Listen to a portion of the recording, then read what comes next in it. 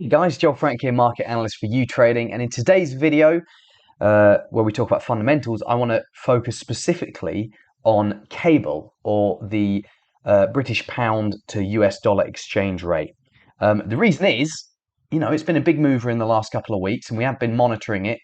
But today, it fell very, very close to 114, which is its lowest level since it actually felt slightly below the March 2020 low, which was during the coronavirus pandemic when we saw crazy, crazy volatility at the time. A lot of you will remember, and fell to its lowest since March 1985. So wow, we are really talking about being at some extreme levels here in sterling. Now, before we jump into sort of looking at cable from a technical perspective, let's talk about the fundamentals. What's been going on? Why has this pair been falling so much in the last couple of weeks? Well, there's a couple of things going on, really. The first thing you got to say is the Eurozone energy crisis, not Eurozone, but the broad European energy crisis continues to worsen, with Russia now having halted the gas flows through the Nord Stream 1 pipeline. And the UK economy, just like economies all over Europe, is highly, highly vulnerable to this. You've already got inflation, which is running at above 10%. It's, potentially, depending on what happens with the new Prime Minister in the UK's economic policies in the coming months, it could potentially go as high as 16%. Or, last week we had Goldman Sachs talking about UK inflation potentially hitting 22%. The economy looking like it's on the brink of being in recession or already in recession. So basically, you talk about high inflation, recession, that's stagflation, and the Bank of England having to tighten regardless, not being able to support economic growth. All of these factors have been battering the pound. They've been battering other currencies as well, like the euro's been taking a hit in recent weeks. It's now below parity against the dollar. The dollar itself is strong because of safe haven demand, because of the Fed, which is tightening at a faster pace compared to the Bank of England and compared to the ECB. The US economy, which data continues to show, like this week and last week and in recent months, continues to show that the US economy is outperforming its peers like the UK and the EU. So all of these factors are weighing on the dollar, are weighing on sterling and supporting the dollar. Hence why we've seen this big drop since the beginning of August from, around 122, 121 to current levels around 114. But there's other things as well that are actually in play. Something we haven't really spoken about too much in my usual week ahead videos, because they're sort of more of a UK specific factor. And that is, I already mentioned it in this video, but the new UK Prime Minister, Liz Truss, she just got elected as the leader of the Conservative Party. Obviously, the Conservative Party is the ruling party at the moment, which means she is now taking over, or she has now taken over as the Prime Minister. She did her first Prime Minister's questions yesterday. And she has promised to announce this big support package, basically, to shield households from the massive expected rise in gas prices. And potentially deliver some tax cuts and support to businesses in other areas as well.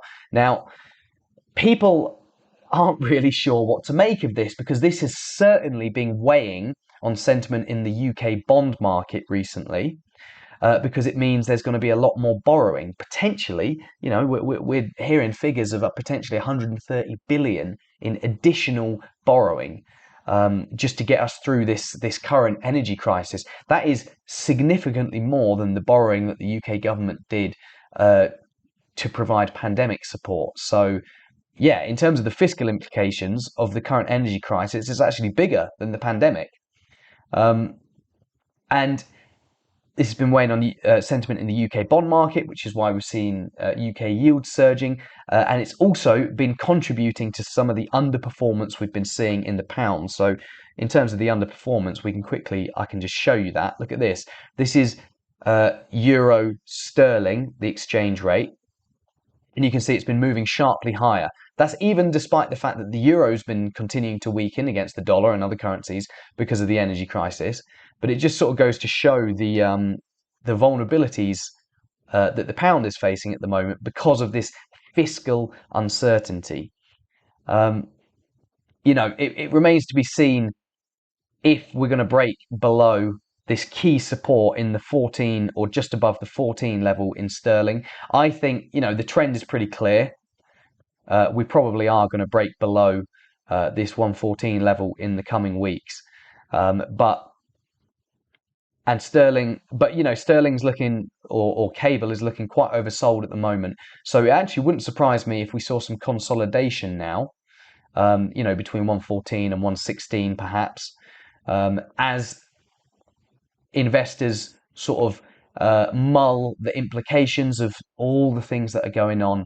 Because one of the things you got to think about is, okay, maybe the UK government does do this massive borrowing spree in order to support consumers from the energy price hike and to support businesses. And that has the potential to weaken sterling through creating worries about the UK government's fiscal position. But it could also lower inflation, because if you're talking about freezing energy prices, that means a better inflation outlook, which could potentially take pressure off the Bank of England to be so aggressive with its hiking cycle, which you might think is a sterling negative because it's a slightly more dovish central bank. But actually, that would contribute to an improved growth outlook.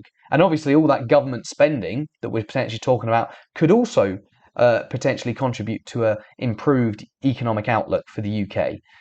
So, if that narrative really, really starts to gain traction, as opposed to the worries about the UK's fiscal position, well, then maybe we could be actually even looking at a bounce back towards, well, maybe not towards 120, but towards the upper bounds of this downtrend. I think, though, like I say, in the long term or over the next couple of months, I think we're going to continue heading lower, because regardless of what the UK government does, it's going to be a tough winter in Europe, with Russia having pretty much cut off the majority of the gas supply. It looks like there's going to be some sort of rationing, and that rationing could affect the UK. And even if consumers are shielded from the immediate cost of energy, rationing is still going to be a big hit to the UK economy. But anyway, guys, that's some of my thinking with sterling. If we do get below, let's go back on the monthly chart. If we do get below this key support in the March 2020 low, well, then you start talking about hitting this low from 1985, which is around 105. That would be something, wouldn't it? But yeah, a bit premature to make that call, I think, at the moment. But you never know. Hope you enjoyed the video, guys, and I will see you all in the next one.